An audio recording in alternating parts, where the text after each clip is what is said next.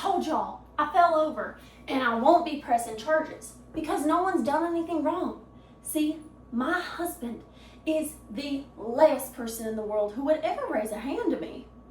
I mean, Dale is my knight in shining armor. See, my daddy was a drunk. The kind who would come home late and yell at his wife for not having a hot meal ready for him. I mean, how could Mama know he'd be hungry at 2 a.m.?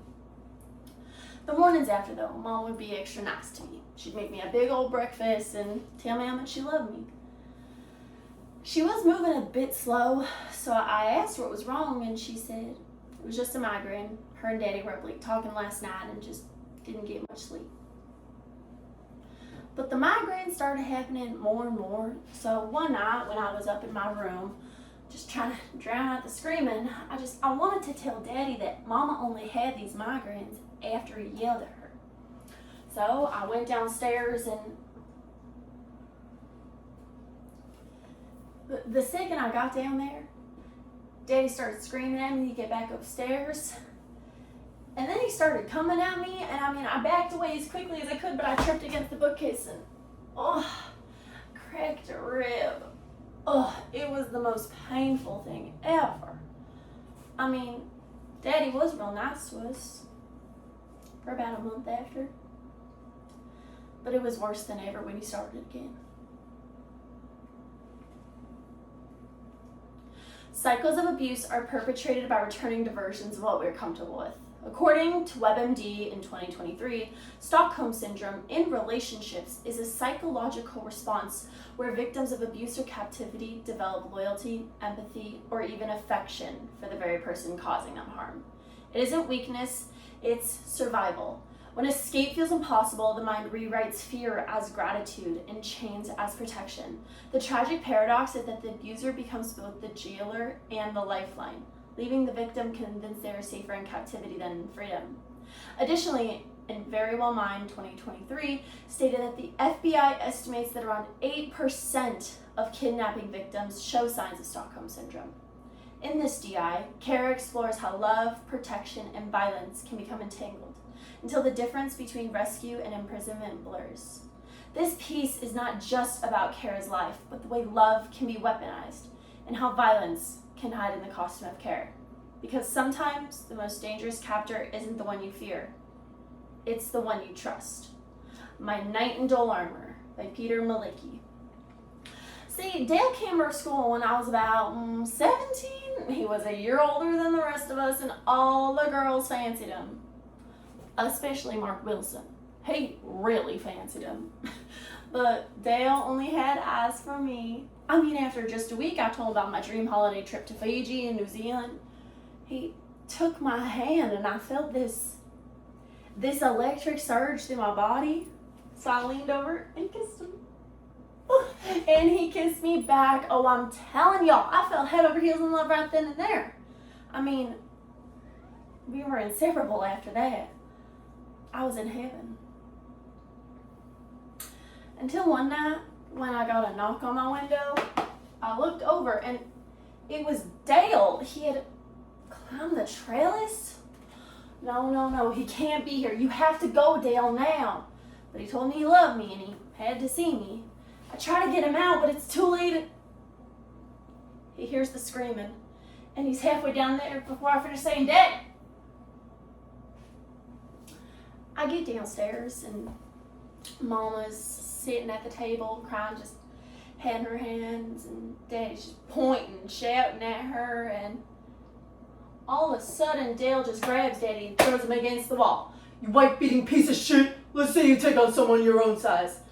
He hits my daddy. 1, 2, 3. The dad falls to the ground. And then Dale's got this murderous look on his face. He screams at me to grab my stuff, so I go upstairs and grab my purse and some clothes and just... The last image I have of home is Mama just standing there just white as a sheet and Daddy curled up on the floor with blood bubbling out of his nose and his mouth. So you see, Dale saved me. And he does everything to give me a good life. I mean, he got a job as a carpenter so we could rent a tiny little house on the outskirts of town. We got married after just a week down at the registry office. I mean, we were kind of terrified that Dad would come and find us, so Dale put bars on all the windows and about a dozen or so locks on all the doors. Takes over a minute to open them. But he was the man of my dreams. Smart, strong, handsome. I do wish Mama could have been at the wedding, but Dale didn't want Daddy to know where we were and come to hurt us. He did work pretty long hours though, and I felt a little claustrophobic being inside all day, so I started to grow flowers outside. Y'all would have loved them. They were beautiful. Until one day, Dale came home early from work and just, "What the hell are you doing, Kara? What if he finds you and hurts you? Do you think I'll be able to live with myself?" So, my flowers died, and Dale didn't want me outside unless he was one step behind me.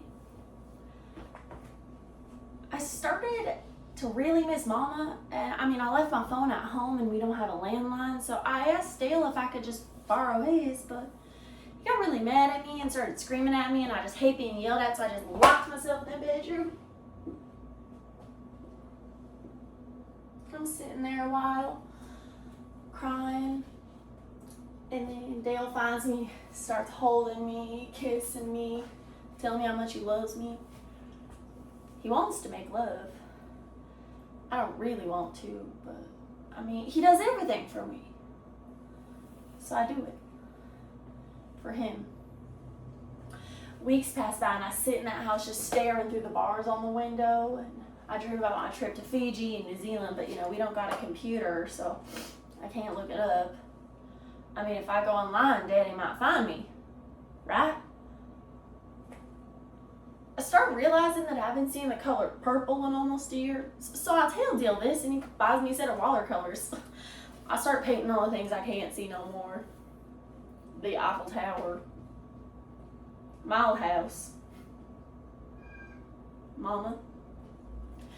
And soon my whole world are these tiny watercolor paintings. And I'm depressed all the time, but my Brave Knight's armor was starting to look a bit dull. So one morning before he left for work, I decided I'm just gonna do it. I go in his bag, I take out his phone, and Mama, it's me, Kara, how are you? She starts crying. She's kind of husky, coughing a lot. I ask what's wrong, and just another one of those migraines. But she's so happy to hear from me, and it's so beautiful to speak to me again. So suddenly, though, I heard some loud footsteps from behind me. I turn around, and it was Dale, and he just ripped the phone out of my hand, and I was so goddamn surprised I just tripped over.